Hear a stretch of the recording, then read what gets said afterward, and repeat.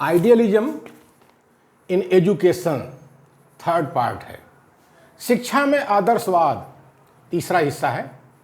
Universal mind सार्वभौम मस्तिष्क, सार्वभौम मस्तिष्क there is a spiritual universe permeated by the universal mind. जैसा कि हमने पहले बताया था कि ये जो आइडियलिज्म है, इसको अगर आप ईश्वरवाद कहते हैं, देववाद कहते हैं, तो ज़्यादा समझ में आएगा। तो अब जो है आइडियलिज्म में ये बताया जा रहा है कि एक यूनिवर्सल माइंड होता है। यूनिवर्सल माइंड मतलब विश्वव्यापी मस्तिष्क। अब जाहिर है विश्वव्यापी मस्तिष्क कौन होगा? तो वही ना जो ऊपर बैठा हुआ है, जिसने सृष्टि की रचना की है, तो उसके पास बहुत बड़ा दिमाग है, बहुत बड़ा दिमाग है। तो उसी को कहते हैं विश्वव्यापी मस्तिष्क। There is a spiritual universe permeated by the universal mind. दुनिया में एक आध्यात्मिक दुनिया है। इस दुनिया में, इस सृष्टि में एक आध्यात्मिक दुनिया है जो विश्वव्यापी मस्तिष्क से निकलता है। कहने का मतलब है कि वो जो ऊपर बैठा हुआ है, उसने एक दुनिया अलग से बना रखी है जिसके बारे में हम नहीं जानते हैं। हम केवल कल्पना कर सकते हैं कि हाँ, कोई ऊपर बैठा है, उसकी भी अपनी एक दुनिया है और बहुत बड़ा उसका दिमाग है जो हमको दिखाई नहीं देता है। लेकिन ये दुनिया तो बनी है, तो इस दुनिया का कोई सृष्टि का कोई रचनाकार है, तो है, ऊपर बैठा हुआ है। तो ये है यूनिवर्सल माइंड, इसी को कहते हैं।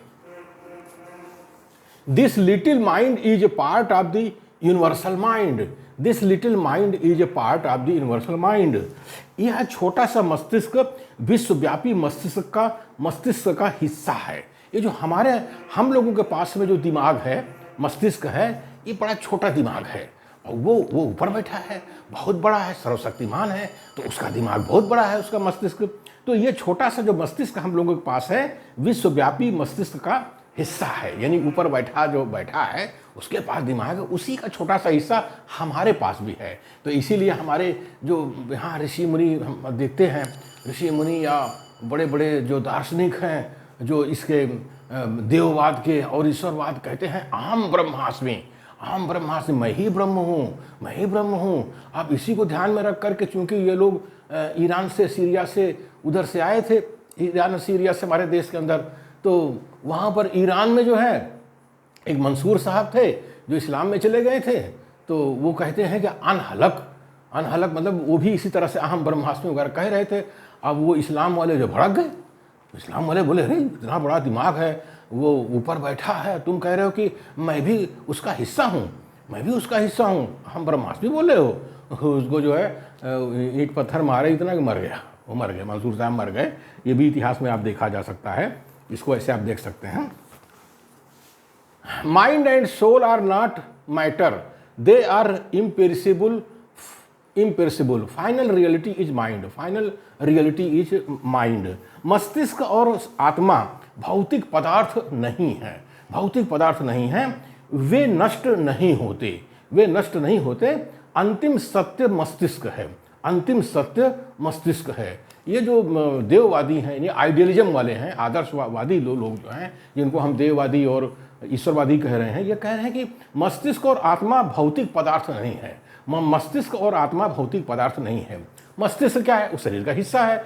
शरीर तो भौतिक पदार्थ है, लेकिन मस्तिष्क को कह रहे हैं नहीं है। इसीलिए पदार्थवादी कहते हैं, पदार्थवादी हैं या नेचुरलिज्म वाले हैं, मटेरियलिज्म वाले हैं, वो इनकी आलोचना करते हैं, कहें देखो मस्तिष्क तो शरीर का हिस्सा है और शरीर मरता है, मस्तिष्क मर जाता है। लेकिन ये कह रहे नहीं, मस्तिष्क जो है भौतिक पदार्थ नहीं है। और छोड़ दीजिए, जो आदमी जीवित रहता है तो कहते हैं कि उसके अंदर आत्मा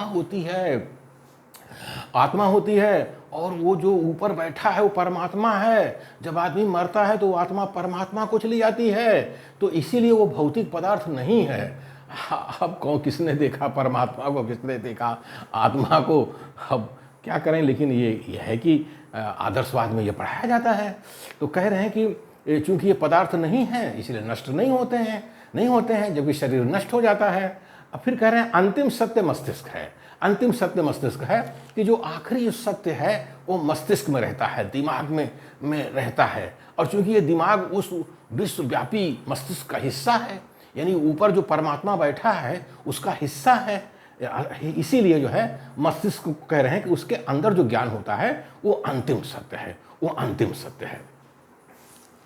realisation of higher values, realisation of higher values, उच्चतर मूल्यों का एहसास, उच्चतर मूल्यों का एहसास। मूल्य क्या है?